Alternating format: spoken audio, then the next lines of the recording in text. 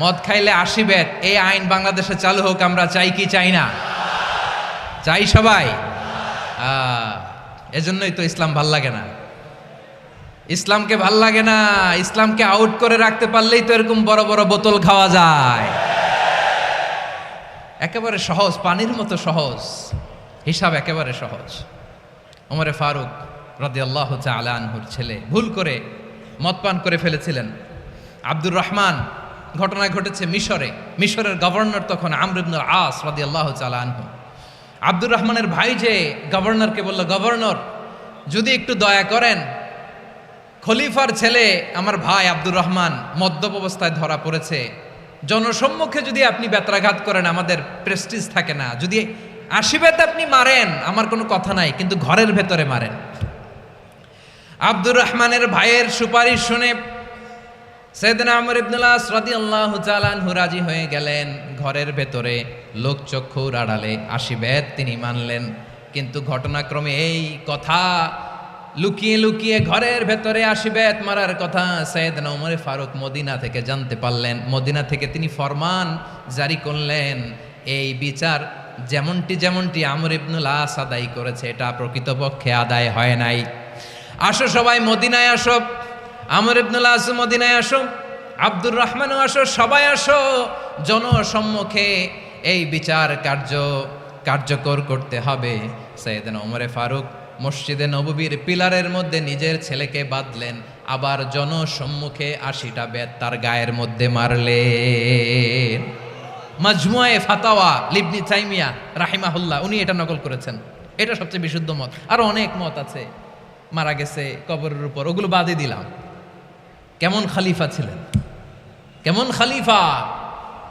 পশ্চিমারা তোমরা জাস্টিস আমাদেরকে শেখাও,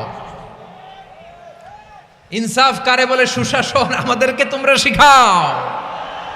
ওমরে ফারুক রাদিয়াল্লাহু তাআলা আনহু ওই বিচারকে তিনি ধর্তব্য মনে করেন নাই। মদিনাতে এনে আবার জনসম্মুখে আবার 80 বেত মেরেছেন। মিশরে ওমরে ফারুক রাদিয়াল্লাহু তাআলা আনহু আমর ইবনুল আসকে গভর্নর করে পাঠালেন। সেখানে আমর ইবনুল আসের ছেলে একটা প্রতিযোগিতায় রানার আপ হয়েছে। এক মিশরি সেখানে চ্যাম্পিয়ন হয়েছে। রানার আপ বুঝতে পেরেছেন তো?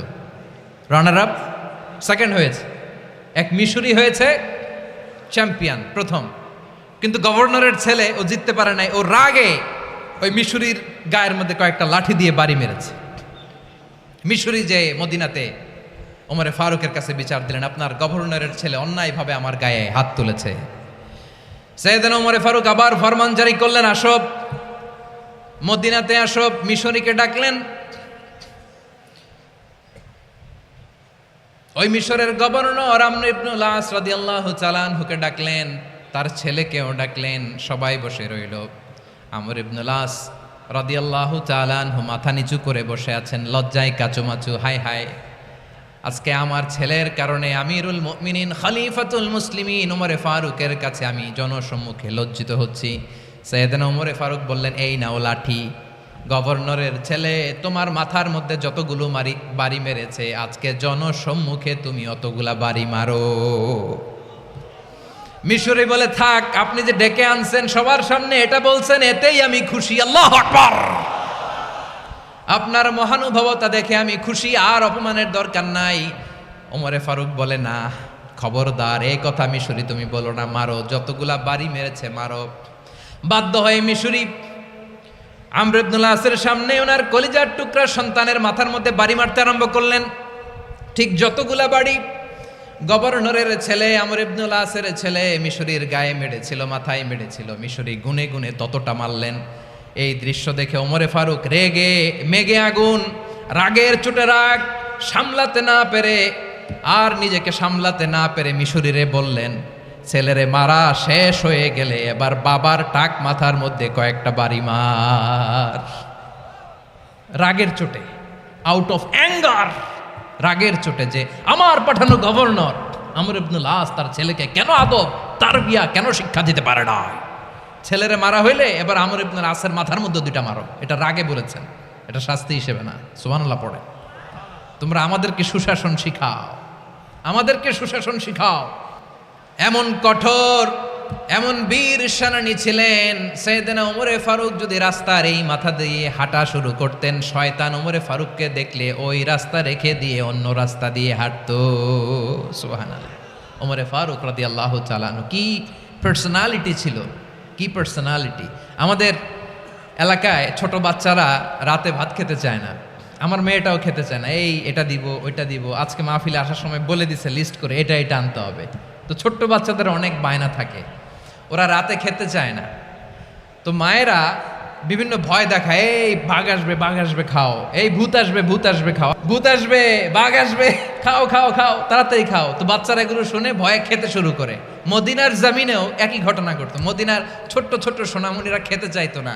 তো মায়েরা বলতো হা হুয়া ইয়াতি উমর, হা হুয়া ইয়াতি উমর, ওই যে ওমর আসতেছে ওমর। ওমরে ফারুকের কথা শুনলে বাচ্চারা একেবারে ঠান্ডা। সুবহানাল্লাহ পড়বেন না? প্রভু তুমি বলেছ রাসূল দেবে না, বলনি দেবে না ওমর, বলনি দেবে না হামজা তারিক, খালিদ বিজয় সমর। প্রভু তুমি বলেছ রাসূল দেবে না, বলনি দেবে না ওমর, বলনি দেবে না হামজা তারিক, খালিদ বিজয় সমর। প্রভু তুমি বলেছ রাসূল দেবে না। আল্লাহু আকবার। ওমরে ফারুক রাদিয়াল্লাহু তাআলা আনহু, ওনার কথা শুনলে গায়ের মধ্যে গুজবাম হয়, গায়ের পশমগুলো দাঁড়িয়ে যায়। সুবহানাল্লাহ বলেন। কি পার্সোনালিটি ছিল, কি ব্যক্তিত্ব ছিল। মুনাফিকরা ওমরে ফারুককে জমের মতো ভয় পেতেন। শয়তান, খোদ শয়তান এই রাস্তা দিয়ে আসলে শয়তান অন্য রাস্তা দিয়ে হাঁটতো। ওমরে ফারুক রাদিয়াল্লাহু তাআলা আনহুর জীবনে যদি দেখেন, তাহলে সেখানে আপনি আদালতের, ইনসাফের, সুশাসনের, জাস্টিসের নমুনা দেখতে পাবেন। কয়টা শুনবেন? বিশ্বনবী বলেন আদালত এটা যেন তেন বিষয় না, এটা দিয়েই মানবিক সমাজ গড়তে হবে। আল্লাহ তাআলা কিয়ামতের কঠিন ময়দানে, যেদিন স্বামী স্ত্রীকে চিনবে না, স্ত্রী স্বামীকে দেখে পালিয়ে যাবে, বন্ধু বন্ধুরে চিনবে না, পীর সাহেব মুরিদরে চিনবে না, মুরিদ পীর সাহেবরে চিনবে না, দলের কর্মী তার নেতারে চিনবে না, নেতা তার কর্মীরে চিনবে না, বন্ধু বন্ধুরে দেখে পালাবে। এই কঠিন মুহূর্তে সূর্যটা মাথার কাছে চলে আসবে, জমিনটা তামার জমিন হবে। আজকের জমিনের মতো নয়, মানুষ ঘর্মাক্ত, ক্লান্ত, শ্রান্ত মাথার মগজগুলো কানের ছিদ্র আর নাকের ছিদ্র দিয়ে বেয়ে বেয়ে পড়বে। বিশ্বনবী ফরমান কিয়ামতের ওই কঠিন ময়দানে 7 শ্রেণীর ব্যক্তিকে রব্বুল আলামিন তার আরশের নিচে ছায়া দিবেন। তার মধ্যে প্রথম শ্রেণীর ব্যক্তি হলো ইমামুন আদিল। ইমামুন আদিল, ন্যায়পরায়ণ শাসক, যে ইনসাফের সাথে বিচার করে, যে জাস্টিস সমাজে সার্ভ করে, যে সুশাসন নিশ্চিত করে, ওই ইমামুন আদিল। আদিল শব্দটা বুঝছেন না? ইন্নাল্লাহা ইয়া'মুরু বিল আদল, পাইছেন? আদিল। 7 শ্রেণীর ব্যক্তিকে আল্লাহ তাআলা সুশীতল আরশের নিচে ছায়া দিবেন, যেদিন তার দেয়া ছায়া ছাড়া কোনো ছায়া থাকবে না। এর প্রথম হচ্ছে ইমামুন আদিল, ন্যায়পরায়ণ শাসক। চিল্লায় বলেন সুবহানাল্লাহ। আবার বিশ্বনবী বললেন ইন্নাল মুকসিতিনা ইনদাল্লাহি আলা মানাবিরা মিন নূর আন ইয়ামিনির রহমান। কিয়ামতের দিন যারা ন্যায় পরায়ণ হিসেবে আল্লাহর সামনে দাঁড়াবে, কিয়ামতের দিন রব্বুল আলামিন তার আরশের ডান দিকে ওই ন্যায় পরায়ণ লোকদের জন্য আরশের ডান দিকে একটা নূরের মিম্বারে তাদেরকে বসার সুযোগ করে দিবে। আল্লাহর আরশের ডান দিকে ন্যায় পরায়ণ লোকদের জন্য আল্লাহ তাআলা নূরের মিম্বার বানাবে। 4টেখানে কথা মনে করেছেন? আল আদাল, জাস্টিস। ইন্নাল্লাহা ইয়া'মুরু বিল আদল। আল্লাহ তাআলা এই আদালতের নির্দেশনা দেয়, সুবিচার, সুশাসন। প্রিয় ভাইয়েরা, এটা আমরা বাংলাদেশে চাই কি চাই না? এই যে অরাজকতা, এই যে অন্যায়, এই যে জুলুম, এই যে ইনকনসিস্টেন্সি, সমাজের অসঙ্গতি, এর প্রধান কারণ জাস্টিস নাই, সুবিচার নাই, সুশাসন নাই। শেষবারের মতো আওয়াজ করে বলেন তো, আমরা বাংলাদেশে আদল চাই কি চাই না?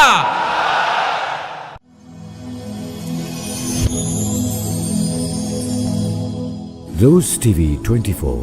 Enjoy by listening to the Holy Quran.